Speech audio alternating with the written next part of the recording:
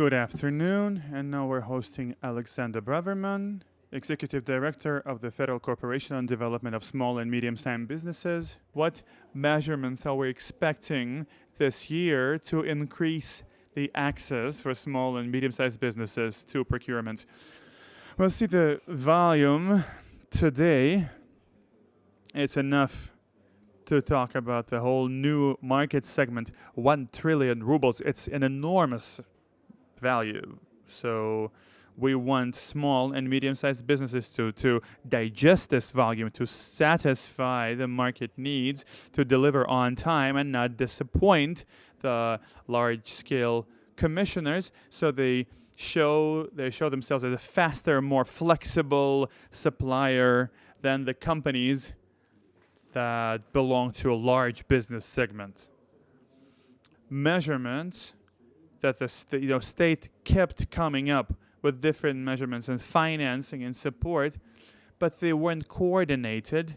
They sometimes were even differently directed, so it didn't allow us to reach the results that was once proclaimed. And now, this coordination is going to happen on one ground. It would allow us to raise the efficiency when it comes to necessity. Of course, the situation in the economy, it put on the agenda the question of diversification on the account of small and medium-sized business as the first and primary question.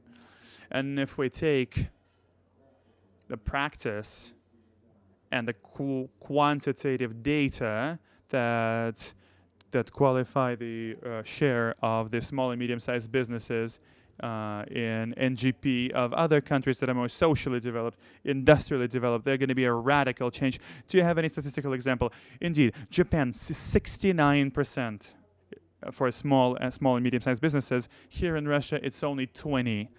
It's an exotic example, if you'd like. It's an extreme, but usually it's 45 to 55%. So there's a lot of room to grow right now, from 20%, a lot of room to grow. How do you evaluate the future of entrepreneurial activity in Russia, not only from the optimistic point of view, but from a realistic point of view? What should we expect in the coming 5 years?